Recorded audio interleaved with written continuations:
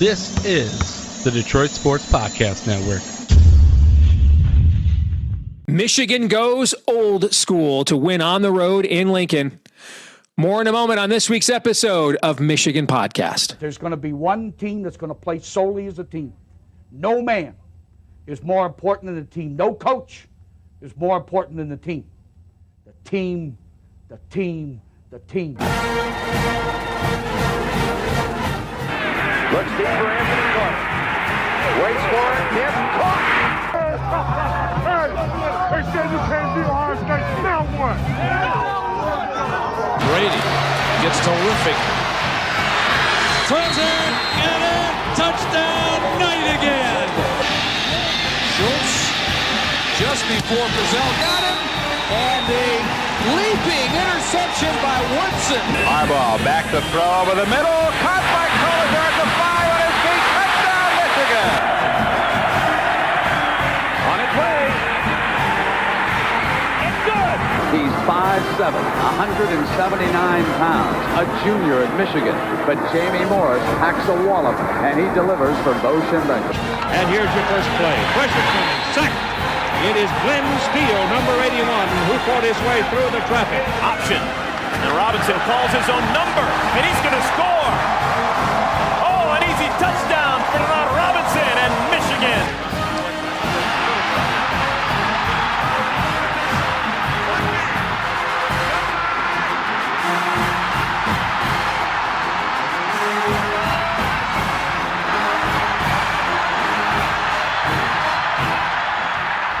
Win it. We're going to win the championship again because we're going to play as a team. And when we play as a team and the old season is over, you and I know it's going to be Michigan again. Michigan.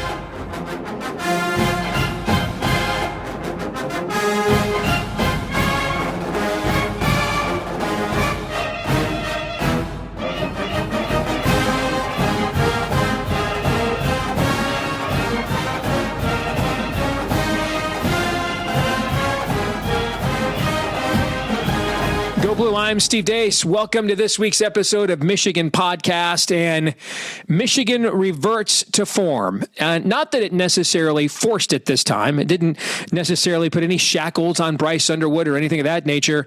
It just was so dominating the line of scrimmage against Nebraska. There was no need really to do anything else, especially with receivers who can't really catch the ball. But that's a topic for maybe later in the show.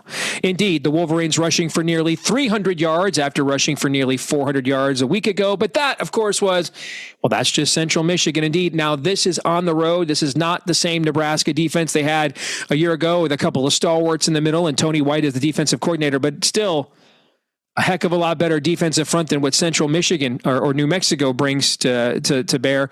And Michigan, of course, going with a reshuffled offensive line that was already questionable regardless, dominates on the ground, dominates in pass pro. And then on the other side, that Michigan defensive front that received all those accolades in the preseason. And we've been, the stats say they've been okay and pretty good, but you just haven't felt them the way you expected to feel them. Well, in this game, you did. Michigan combining with over 30 pressures and hits on quarterback Dylan Raiola, including 7 sacks, had an early interception that set up a touchdown. Probably should have had a couple more interceptions as well, if not for a couple of just mind-numbingly boneheaded mistakes.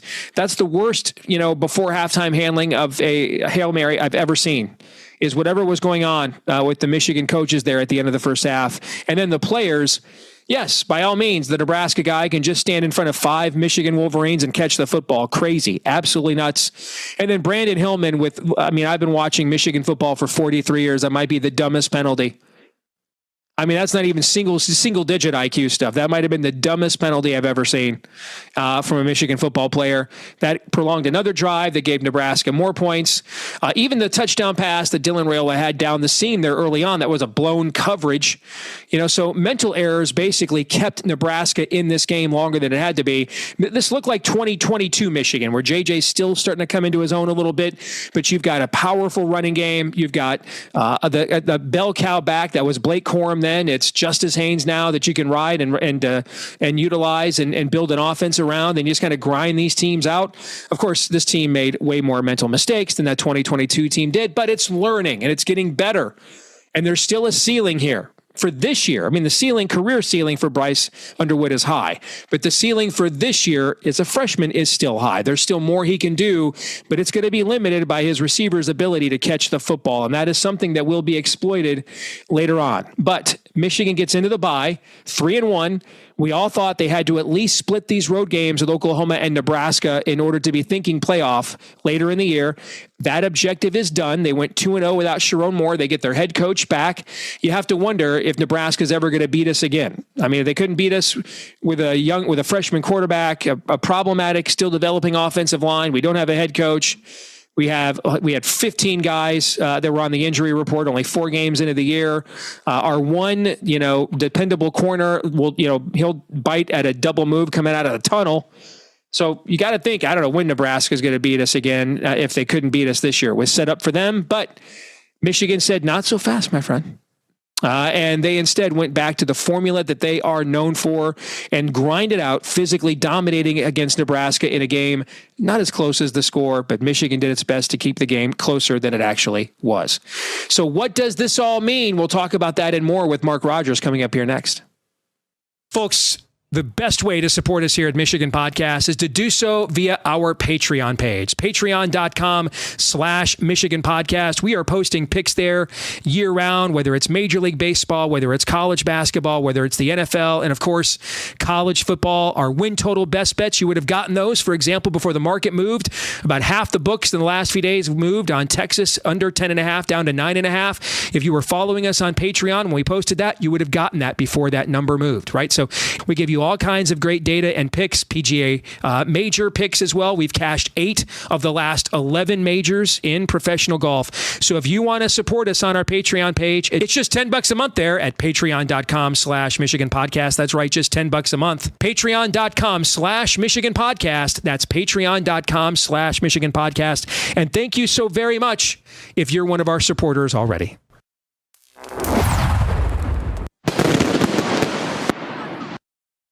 Well, let's find out what maybe the last sane Buckeye in the world actually thinks. He is our friend. He's also the voice of college football. Check out that channel that he runs right here on YouTube. So much outstanding college football content year round. Mark Rogers is here with us. So, Mark, you saw on Saturday, Michigan kicked it old school.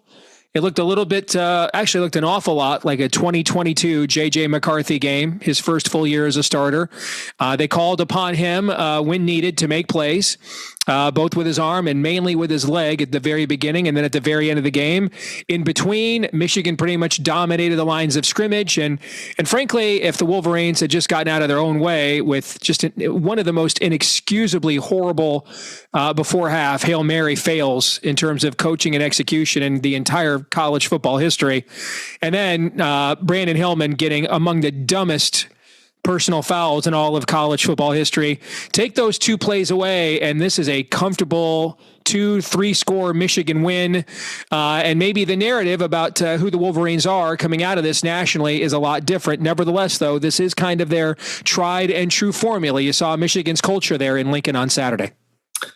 I know, Steve, because I spent all of Saturday night and then into Sunday seeing comments come into my channel of what the final score should have been. Got a lot of those 40-13 or 34-10, or it should have been this, should have been that. I get it. But guys need to obviously be able to execute both on the sideline and on the field. It was, yes, Michigan football circa 2021 through 23, to where in kind of thinking back upon the game, preparing for my bit here, I was thinking, man, do I need to go back and watch this game and see what Bryce Underwood actually did? Because it was almost one of those transparent performances like I remember J.J. McCarthy having many times, where I thought, okay, he played all right. He played okay. And I looked at the box score again and nothing really stood out. I noticed that 16 yards was the longest pass play. And obviously they did try to do a little razzle dazzle with Samaj Morgan, but it was bread and butter Michigan running the football and running it reasonably well in the first half, but doing what great Michigan teams did in the past with the offensive line lean, really taking over in the third and fourth quarters. And the big burst by Jordan Marshall after the big burst by Justice Haynes looked to me, without going back through the the formation and so forth looked like the same play. They basically ran right off left tackle and hit a seam, and they were beautifully blocked. Let's talk about some of the stats in this game and for the season thus far. And let's start with this one, Mark, because you can approach this one of two ways. But Michigan is now 8-0 when it has an interim football coach. And you might recall there's been a couple of seasons in college basketball where Michigan did pretty good with an interim coach. One time they won the national championship. Another, they won the Big Ten tournament championship. It's a strange quirk. All right. I guess you could take one snarky take, which is, well, why do you guys why your coaches keep getting suspended? So you have to keep going to interim coaches. All right. On the other hand, it appears that when the system believes it's got us cornered, that tends to be when Michigan's got you right where they want you. That's an incredible stat, regardless of which angle you take on it. Well, Steve, I have taken the snarky take, as you can imagine, a number of times because I have called Michigan to be the forerunner of the development of and the in-game training program for assistant coaches to become head coaches. They are the premier program in college football for doing just that. No doubt about that. But yeah, I think it speaks to the narrative and the storylines that we've talked about ever since they started to put this thing together in 2021, that because of the hiring approach, because of the relationships built, this program is as interconnected in terms of a coaching staff as we've seen. I don't know when the last time would be, because everything that we would go back through history and compare it to, those relationships would have been built and those trees built after the fact. This was more or less during the process that all these guys have worked together, been each other's bosses. And we just, I think that's what speaks to this more than anything. Michigan, the first team in college football this season, Mark, to have three different players have a rushing touchdown of 35 yards or more. Well, we talked about Bryce Underwood, obviously. He wants to be a pocket passer. He wants to be known as a pocket passer, and that's all well and good. But why not take advantage of his athleticism, add to the dimension of the offense? He doesn't need to run it 18 times. He doesn't need to be Heinrich Harburg or JT Barrett. But yes, take advantage of that. The guy's an athlete. The guy's an athlete, and they kind of gave us a look against Central Michigan of what was to come. And I think it's a dimension that they need. And I think it's a dimension of 4 to 5 times a game, maybe 2 called. I think Sharon Moore said 2 were called, and then he takes off 3 or 4 other times. And that's something that suddenly the defense has to respect. Justice Haynes, now think about this. And we've been playing football here at Michigan since 1879. We've had a few good running backs here. I mean, arguably the first great running back in college football history was Willie Heston for Fielding Yost, like in the early 1900s, okay? And Justice Haynes is the first Michigan running back ever to rush for over 100 yards in his first 4 starts in a winged helmet. To me, that's a pretty incredible stat. If you look at his numbers, he's actually, through the first 4 games, he's actually ahead of Blake Corum's pace in 2022. And Corum might have won the Heisman had he not torn his meniscus there against Illinois. So your thoughts on the start that he's had, and why in the world did Alabama let that young man go?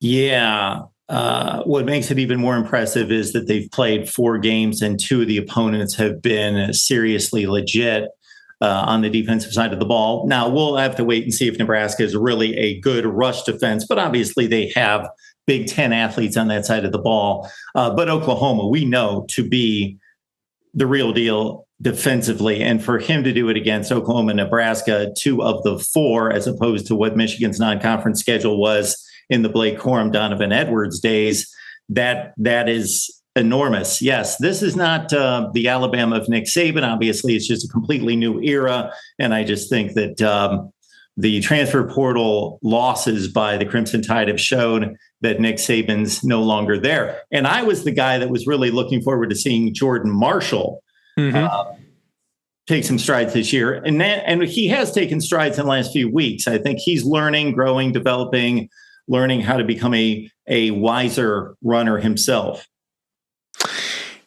Samaj Morgan is averaging one yard per punt return 1 yard. 1 yard. And I think Michigan's is either number 1 or number 2 in the Power 4 in drop rate at wide receiver.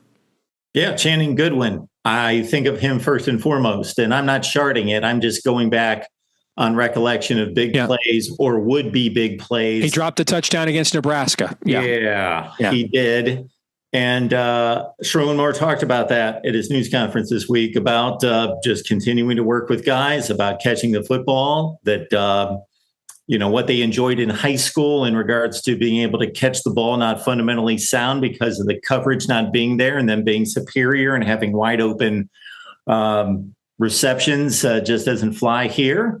And that's the big hole on this team right now with Bryce Underwood developing and at a rate that you would expect and is sufficient, not going to be hit at his best. But the number that you may be getting to, and I don't know the number, but the fact that stood out to me in listening to Sharon Moore this week was the play of freshmen and redshirt freshmen.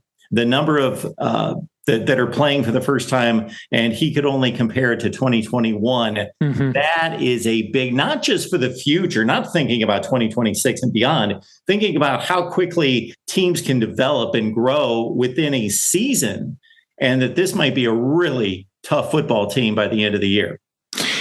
To what you're just talking about, we played 4 true freshmen in the secondary.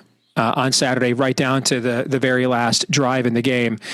The Michigan defense pressured Dylan Raiola on over 40% of his dropbacks on Saturday. There were 30 combined pressures and hits on top of the 7 sacks. Yeah, if Michigan's able to play defense like we expect Michigan to play defense during their championship years, then this is a force to be reckoned with, because we've kind of grappled with, Steve, in our conversations, identity versus just inability.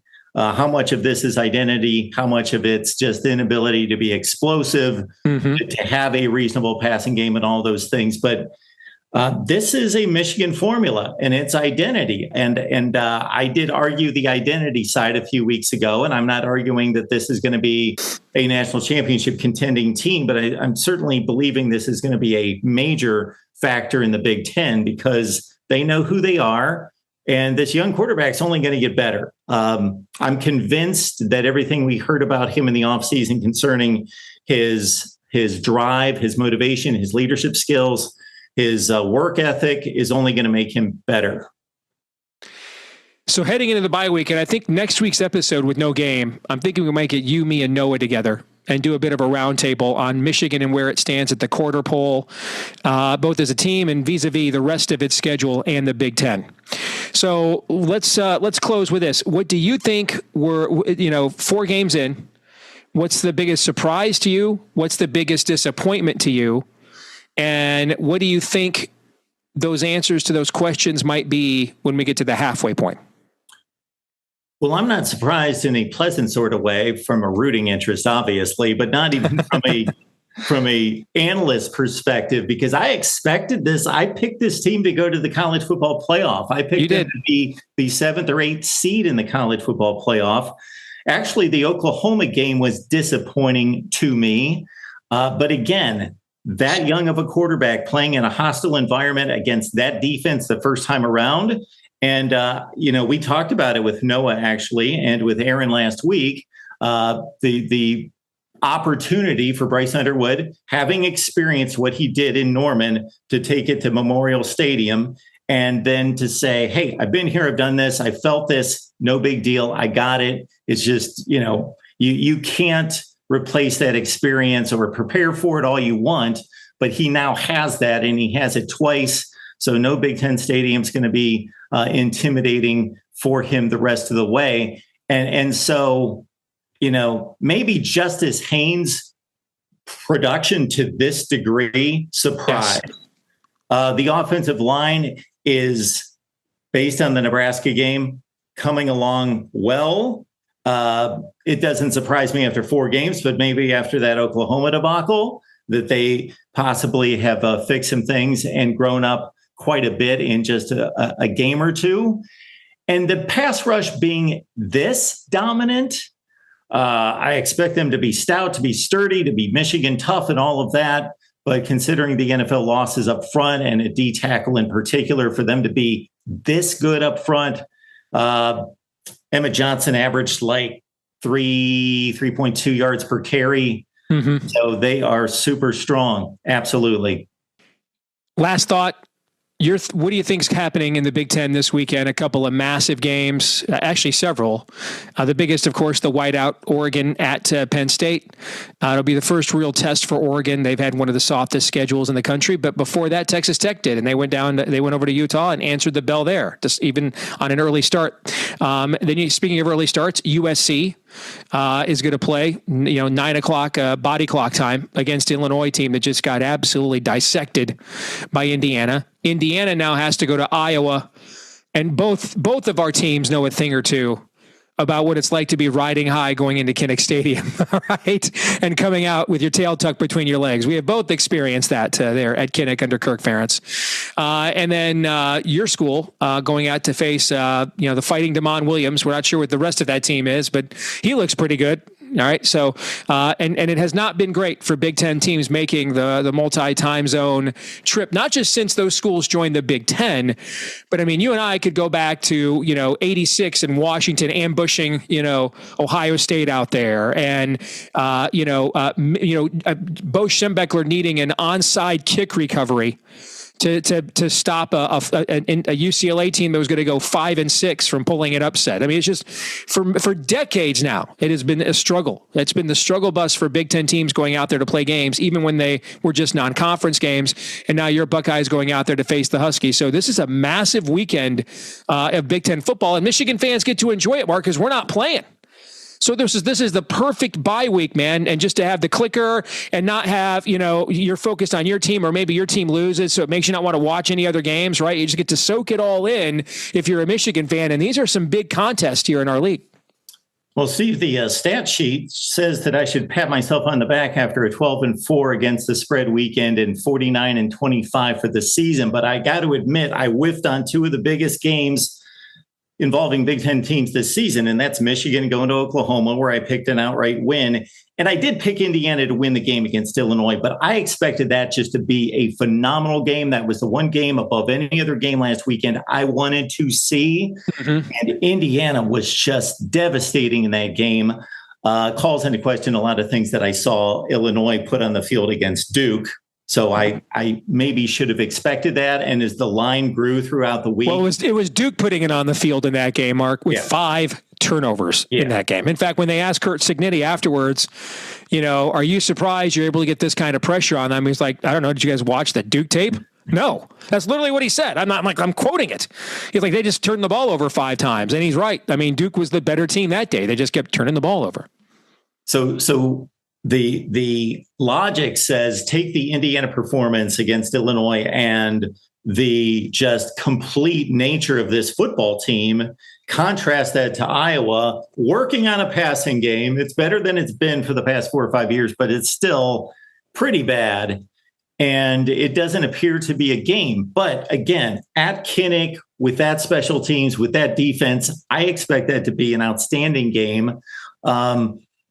Couple of years ago, when the 4 teams entered from the West Coast, we started to match up and dream of the type matchups that we would see, and we get one of those. Oregon at Penn State.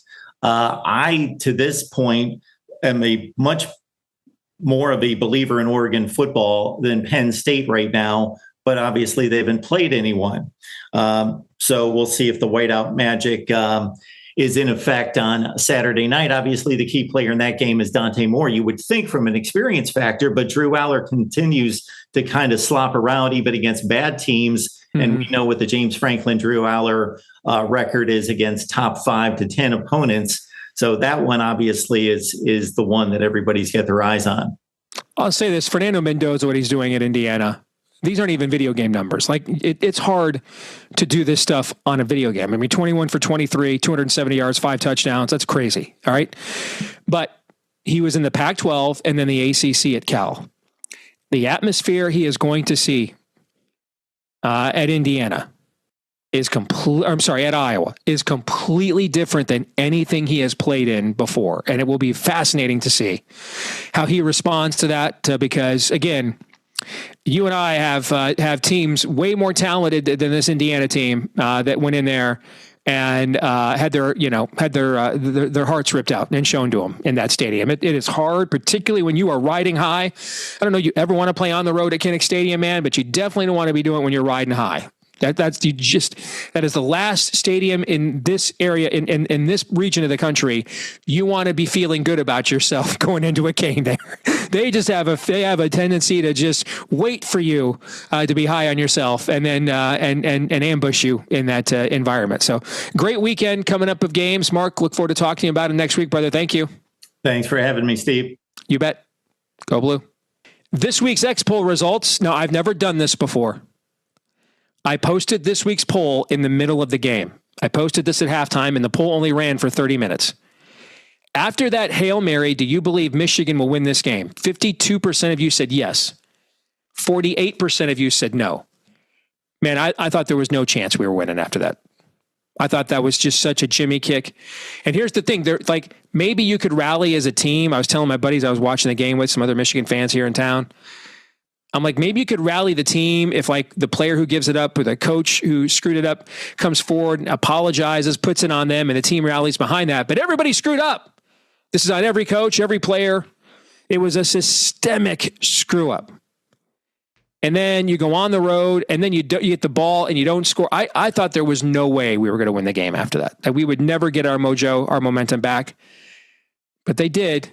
So I was curious who else was feeling that at halftime. A slight majority of you agreed with me. You guys thought that was going to mortally wound us, but it didn't. It didn't. But that wasn't even the only massive mistake we made. Looking at you, Brandon Hillman, that could have cost us the game. So, but in the end, Michigan's physical dominance of Nebraska just too much for the Huskers to handle, despite those mental errors from both the sidelines and the players.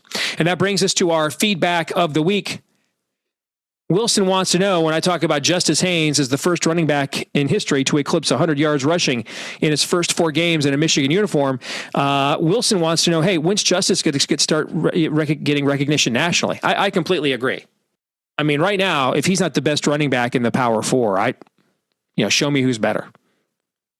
And what I love about it, too, is he's displaying everything. Vision, power, speed to power, breakaway speed, even catching ability, blocking ability. I mean, he's 5-tool. I have no idea why Alabama let that guy go. No clue. But here's the thing too. You look at his stats, he might be the best running back in the entire Power 4, and Michigan is keeping him rested. I don't think he's had 20 carries in a game yet. And Jordan Marshall, we all know, is no slouch, and it took a bit, but he's really come on. He had a touchdown, a long touchdown run against Central called back that should not have been. And then he got it back with a long touchdown run here against Nebraska as well. So that 1-2 punch, man, that is potent. And you throw in the athleticism of Bryce. I think I saw that Justice clocked out at 20 miles an hour on his 75-yard touchdown run. Well, Bryce Underwood clocked out at 21 miles an hour on his 35-yard touchdown run on that quarterback draw. So those 3 are lethal. And when Bryce reads defenses better and the passing game's more consistent, and most importantly, his receivers catch the ball more often, look out. That offense is only going to get better as this season goes along, and then again, moving into the future. All right, that's going to do it for this week's episode of Michigan Podcast. Speaking of the future, we'll be back again next week, and we'll have a little roundtable discussion on Michigan at the quarter pole and what to look forward to as we head to the halfway point of the year. It goes by fast, man. Every single year we say that, but it does. In the meantime, please like, rate, subscribe, share, 5-star review so that we can hope and find more Michigan fans just like you, and the algorithms will see that you like us, and they'll try to get other people to like, the algorithm will try to get other people to like us as well, and we would like that. So thank you. You can also follow us in between episodes on X at Michigan Podcast on X. That's at Michigan Podcast on X. Until the next time, thanks for tuning in. I'm Steve Deace. Go Blue.